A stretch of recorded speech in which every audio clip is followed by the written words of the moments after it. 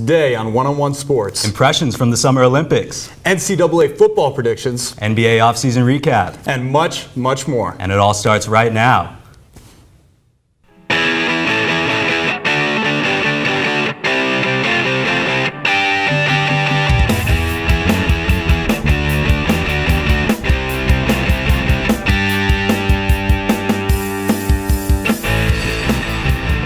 Hello everyone and welcome to the first episode of the 2016-2007 season here at One-on-One Sports. I'm Cam Soselski. And I'm Thomas Hale. We've got a lot to talk about today, so let's break in our newly renovated studio and get things started with the quick hitters. The World Cup of Hockey is underway for the first time since 2004.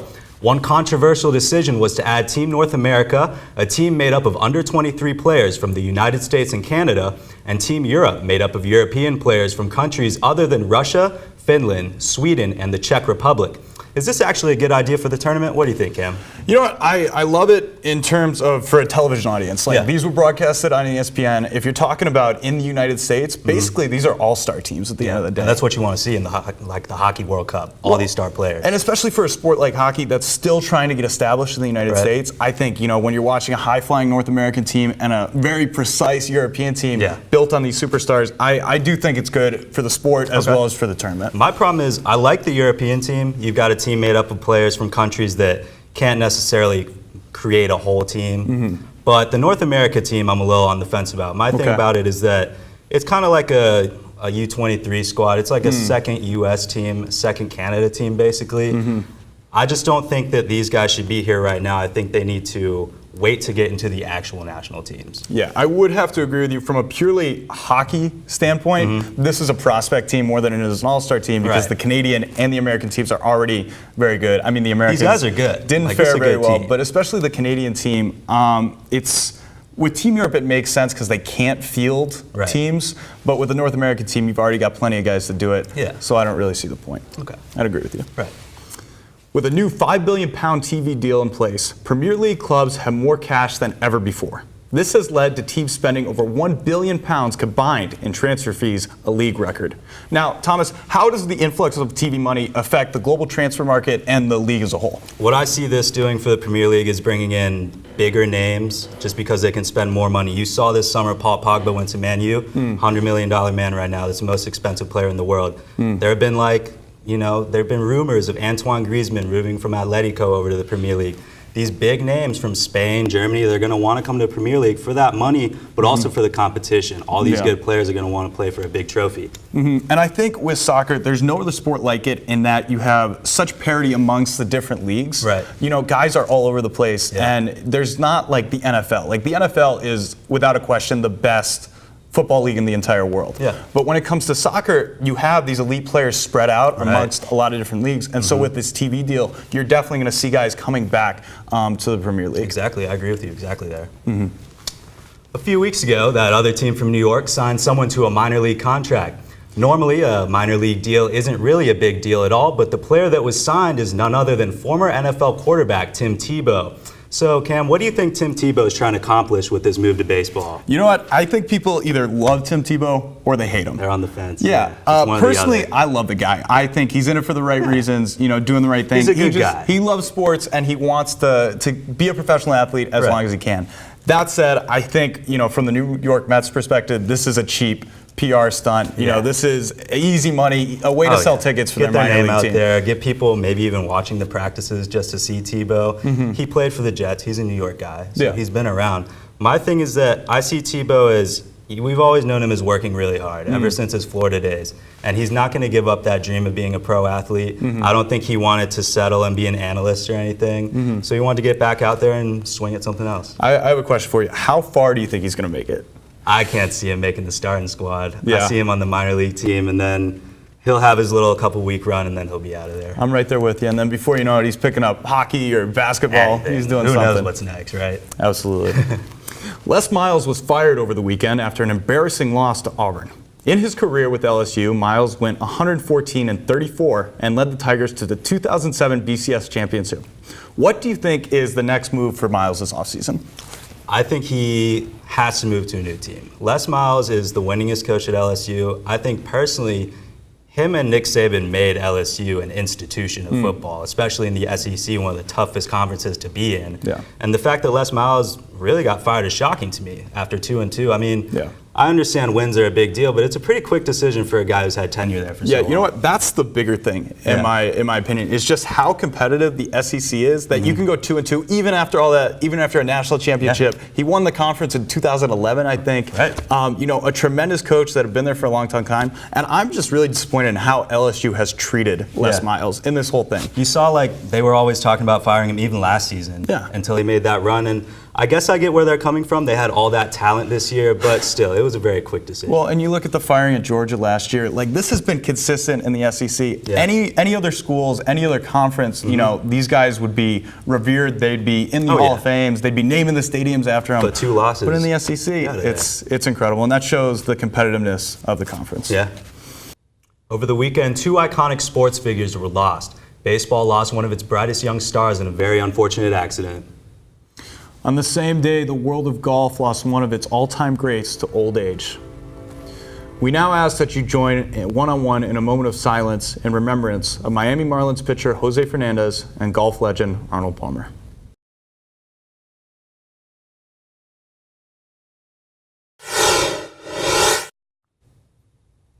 It's that time of the year again. The NFL is back in full swing, and it hasn't taken long for some interesting stories to develop. Our football experts, Jason Phillips and Dom Vernazza, are here to break down a few of the big headlines. So, to start off, guys, the Seahawks. They've been struggling on offense lately, besides this past weekend. But they're usually known for having a great defense and a good offense. What do they need to do to turn it around? What do you think? Well, we see the Seahawks do this every year. 2014, we remember they started 3-3, still took the top seed in the conference. 2015, last year, they started 2-4, still made it to the divisional round.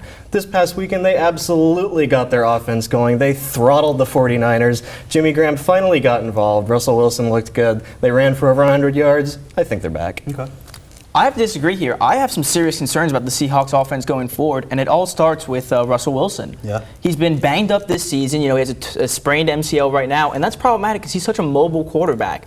You know, the Seahawks don't have a great offensive line, but usually Wilson's been able to avoid the pressure, step up in the pocket, and buy time. But the running game did step up. They rushed for over 100 for one yards. game, though. Thomas Rawls is still out with a leg injury, and Christian Michaels, I mean, he looked good for that one game, but I mean, the 49ers don't have a great defense, Graham, you know? Baldwin, they both went over 100 yards. Look, I'm concerned that Russell Wilson's going to be out there playing injured. He's going to be taking some shots, not as mobile. That's going to lead to more injury. He's not a big guy. He's only 6 foot, you know. That is a concern. And if he gets injured, that offense is going to tank. I have some big concerns, especially because of how weak the offensive line is. Okay. I like what you said about the injuries. That makes a good point. Seattle, their offense runs with Russell Wilson. That's all about him. Yeah. All right, moving on, guys. So the Pats, they're rolling right now. Without Gronk, without Brady, even without Garoppolo. Apparently, they got Jacoby Brissett. He's doing his thing out there.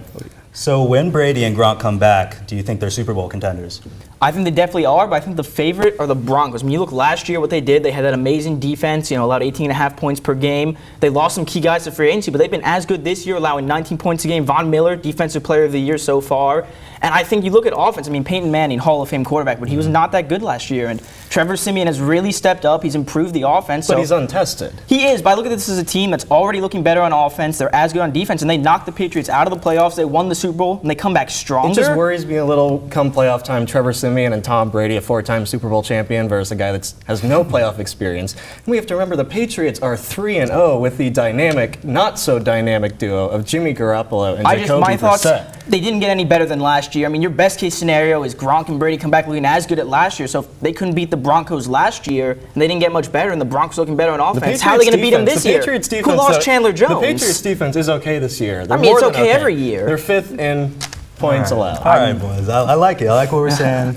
Definitely, like, they're doing big things without their star players, so it'll be interesting going into the rest of the year. Brady's 39. He's 39. He's getting up there. He's still good. Last question. We'll see. So the Vikings, they're on top of their division, but they don't have Bridgewater and they don't have Peterson. Pretty surprising stuff. It's been a lot about their defense. How do they keep it rolling? Well, this is just so surprising to me. When you lose Bridgewater, you lose Adrian Peterson. That is their offense. Yeah. And they are 3-0 behind amazing. the surprisingly solid play of Sam Bradford. And their defense, of course, they're 3rd in points allowed, shutting down now. Aaron Rodgers, Cam Newton, 2 great quarterbacks in this league. I'm so surprised. Keep doing what they're doing. Sure. Wow, yeah, I think we all knew they'd have a good defense coming in, but I think one key for them is going to be that the running backs they have to step up. Obviously, you're not going to replace Adrian Peterson, one of the greatest running backs, but they need to take some of the pressure off Sam Bradford. Absolutely. Okay.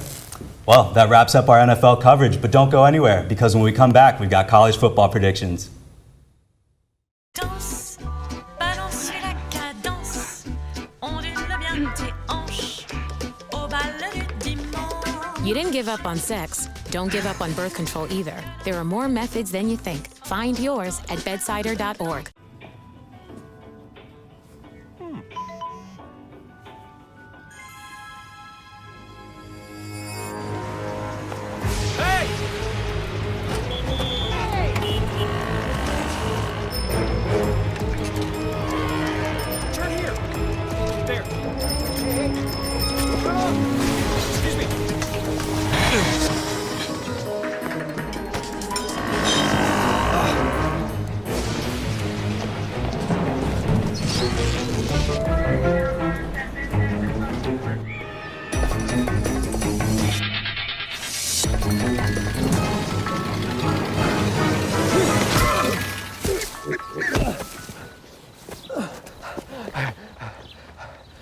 So, same time next week? Well, of course. Put away a few bucks, feel like $1 million. For free tips to help you save, go to Feed the Pig.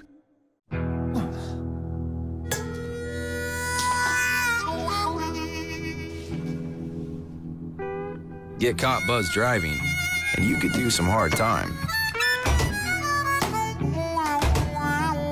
Craig, knock it off.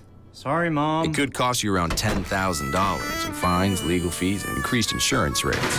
And that could set you back a few years. Buzzed, busted, and broke. Because buzz driving is drunk driving.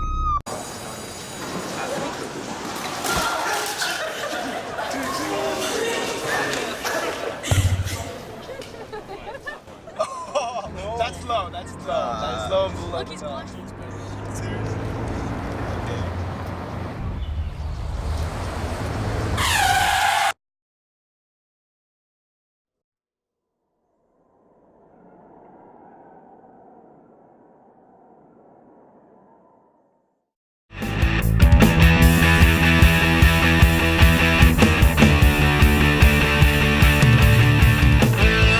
Welcome back to One-on-One Sports. We're taking a step down from the pros to get some NCAA football conference predictions. This isn't a task I'm prepared to handle alone, though, so we've got Stu and Evan here in the studio to talk about these predictions. So Stu, kick us off. The Big Ten, obviously so many talented teams this year. Who is going to take this conference? Well, I'm going to go a little off the beaten path, but I'm going to say Wisconsin. The way they have played to open up the season, beating LSU 16-14, this past week beating Michigan State 38-6. They haven't allowed 20 points in a game yet this season. And they're going to allow 20 They points are to not Michigan. going to allow 20 They points will. to Michigan. 'Cause To Michigan. They're definitely the Cinderella team going in the Big Ten right now. Cinderella team. And they're going to do it, man. They're going to take it. They're going to take it all the way to the playoffs. I love your enthusiasm. Evan, you started on a great thought. Started on Michigan. I'm going to continue on Michigan. They've been blowing teams out this year. You look at 63-3, 51-14. They've been devouring their opponents. True, but Wisconsin has beaten 2 top 10 teams so far. And they're going to fall to Michigan. They are not going to fall to Michigan. Stu, I They're gonna like do you, it, but they're going to fall to gonna do Michigan. it because great defense beats great offense. And you're absolutely right. And that's the biggest change for Michigan this year. I've seen great defense and great special teams out of the Wolverines. Really, we're going to see this weekend. You got number 8 Wisconsin, number 4 Michigan. It's going to be a great game. But really, it's the true test.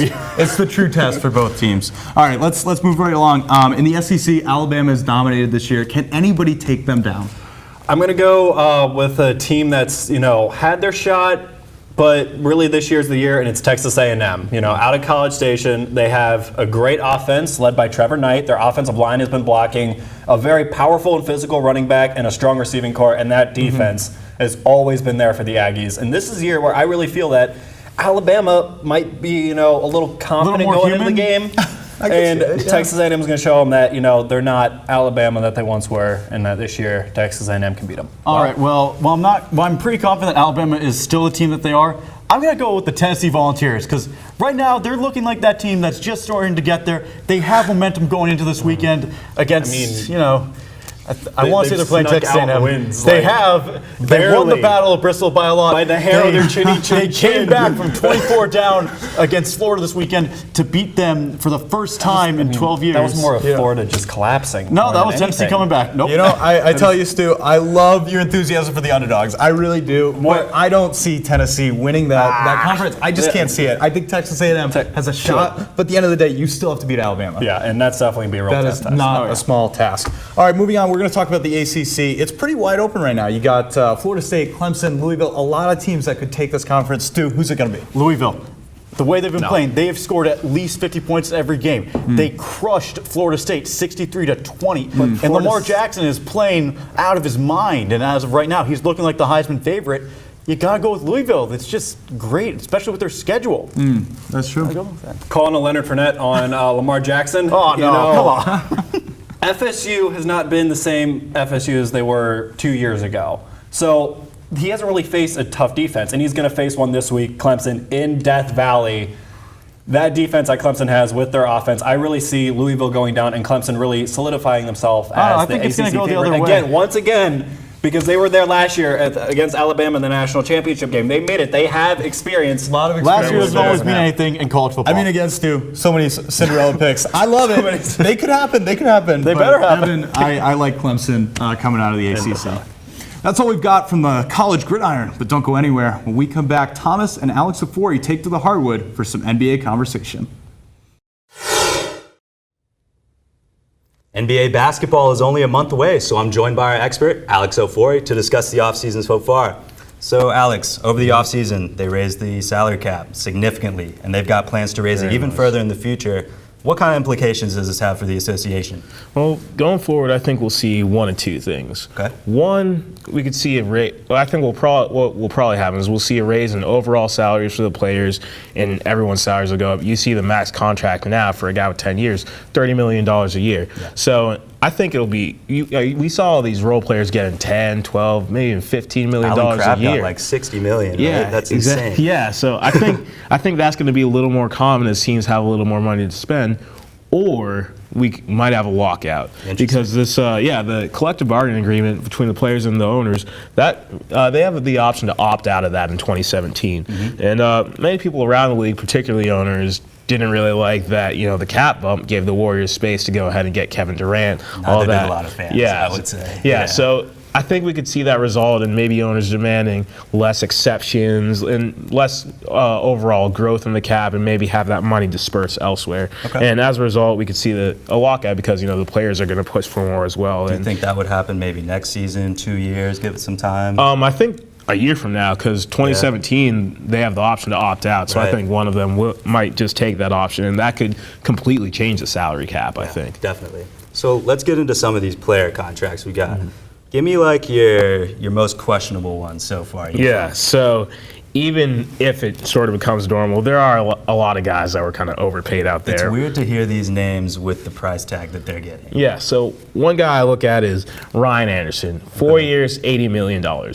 Ryan Anderson, he can't play a lick of defense, and he's getting $20 million a year. Yeah. I know he's a good stretch forward, but that's a role player, really. And when you're paying role players $20 million, that's a little questionable to me. They're getting a lot of money for that. Yeah. And then another guy I want to look at is Evan Turner. He played very well for the Celtics last year, showed a lot of versatility off the bench, but he's making, 4 years, $70 million. So he's making $17.5 million a year. And although he's a good player, I don't think he's $17.5 million worth. And in addition to that, I think the fit with the Trailblazers is questionable because Evan Turner is a guy who really is at his best with the ball in his hands. But you have two primary ball handlers in Damian Lillard and CJ McCollum. Exactly. They both need the ball in their hands. That's their team. I think that's a questionable fit, especially considering he can't really shoot.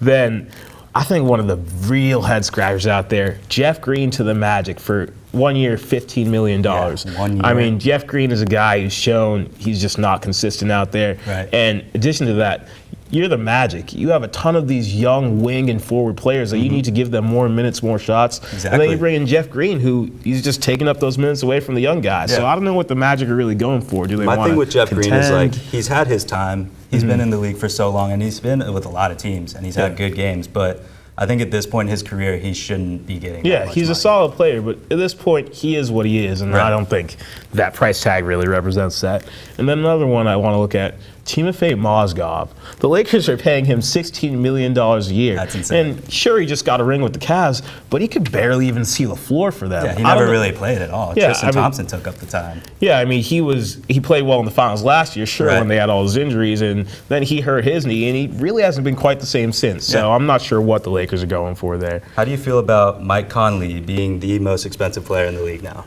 I think that's also an overpay.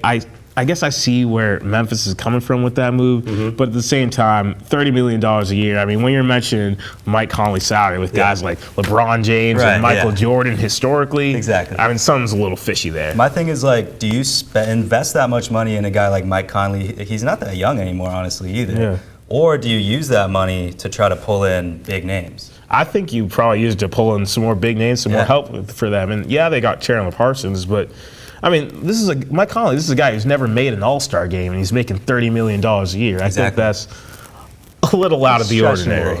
Yeah, and then another guy I'd say is overpaid a little bit. Might be surprising to you, but Dwayne Wade. Dwayne Wade? 2 years, $47 million, and I know Dwayne Wade, one of the greatest shooting guards of all time, but the guy's not a $23 million a year player anymore. Okay, well, we'll see if these players are worth what their teams paid for them. Up next, Cam is joined by Jenny Berman and Sophie Zavada to look back at some of their favorite Rio Olympic moments.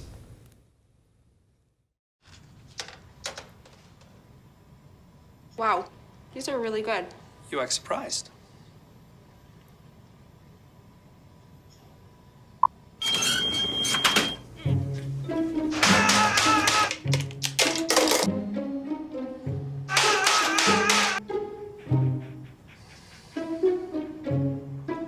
Practice makes perfect. You don't have to be perfect to be a perfect parent. There are thousands of teens in foster care who don't need perfection. They need you. No thanks, Dad. I got it. Okay. I'm gonna go fix the lamp in your room. You don't have to be perfect to be a perfect parent. There are thousands of children in foster care who will take you just as you are. I'm one on Hookie Guide. The chance of being involved in a robbery is 1 in 757. The chances of being struck by lightning 1 in 750,000. Please fasten your seatbelts for unexpected turbulence. The chances of being a victim in an airline crash 1 in 29 million. Hey, could I get some peanuts? The chances of being involved in a car crash are far greater than lightning strikes and plane crashes. And if you are texting while driving, your risk of crash increases 23 times. Now, I may be an unlucky guy, but I don't have to be part of that statistic, and neither do you. Drive responsibly.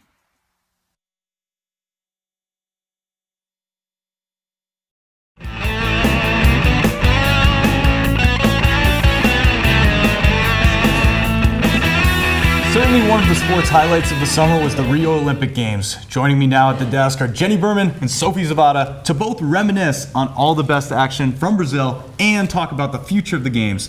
Now, ladies, what was the greatest moment of this Rio Olympic Games? Jenny, let's start with you. All right, I got to go with Simone Manuel winning Olympic gold in swimming just because of all the stereotypes it shattered. I mean, she's the first African-American woman to win a gold medal, and we all know that there are horrible stereotypes that people have about African-Americans in swimming, and the fact that she was able to win gold really shows how far the sport has come, and it really inspires a lot of people to be able to achieve that and show that swimming isn't just the sport that's so limited in what you can accomplish. Absolutely. No, that was tremendous to see. Obviously one of the best storylines from the game. Sophie? I completely agree. What Simone Manuel did was groundbreaking by no means, but I think one of the best moments was when the Olympic Committee let refugees compete as a nation. I think that really shows sports being a catalyst of change and putting pressure on the other nations to sort of get their act together and bring light to the refugee crisis.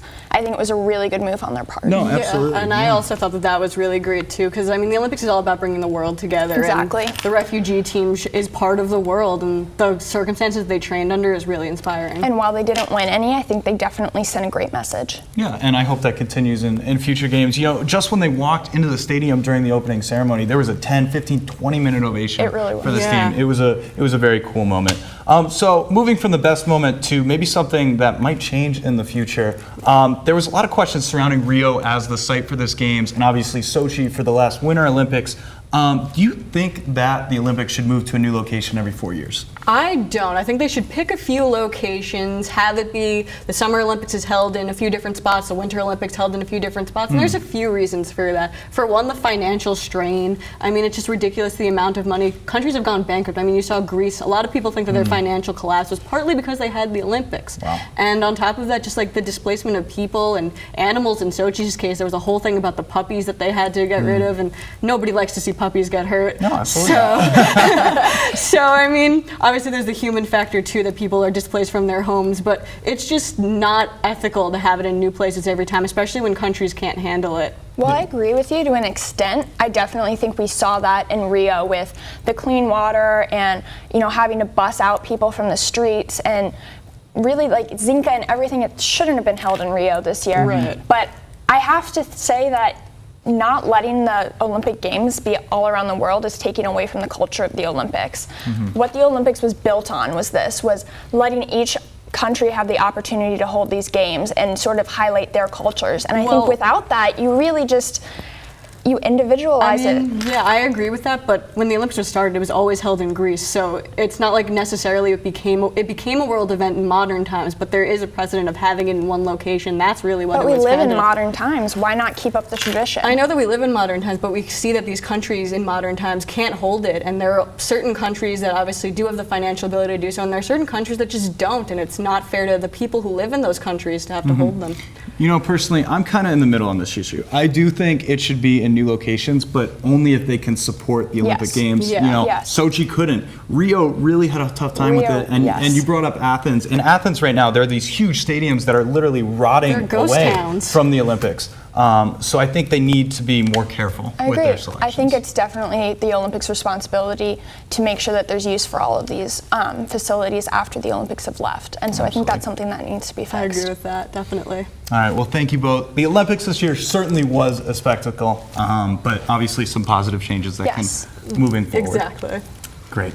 All right, but don't go anywhere, because when we come back, Thomas will be rejoining me at the desk to talk about the NFL Hall of Fame.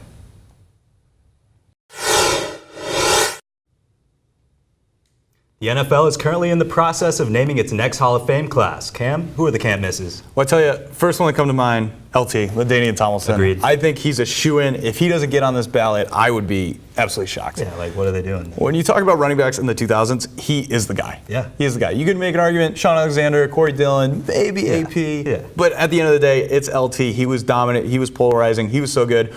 In Madden, I was the Chargers just so I could run with LT. You can run through everybody with You can him. run with It's everybody. impossible The to stop speed. him. He was just, you know, a once-in-a-generation kind of runner, I think kind he of made player. the visor a thing, yeah, too. and so he belongs in the Hall of Fame. Moving on, Kurt Warner, I think he'll get it. I think you talk about the personal success he has as well as the Super Bowl trophy with the Rams. So I think he can do it as well as Bill Cowher. Again, Super Bowl and long-term success with those Pittsburgh Steelers. I've got LT too. Yep. We talked about him. He's a for sure in.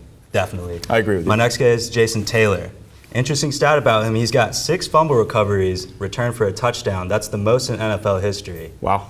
One of those guys, he's the 6th all-time in sacks. He's a big defensive player. One of those guys you just can't overlook. When I thought about defensive players back in the day, Jason Taylor was the first guy that came in my mind personally. No, I agree with you. Next guy's got McNabb.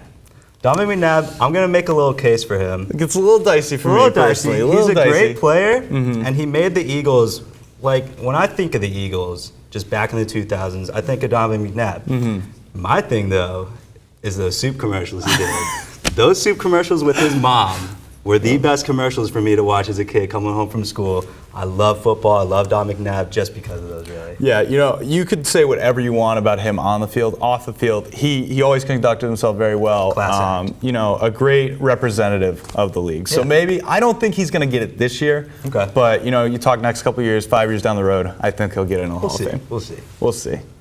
That's all the time we have for this episode of 101 Sports. Huge thanks to all the producers, crew, and the talent here at the show, and you, the viewer, for tuning in. And if you missed anything, please make sure to check us out on Facebook, YouTube, Twitter, and Instagram at 101 Sports. For all of us here at 101 Sports, thank you for watching.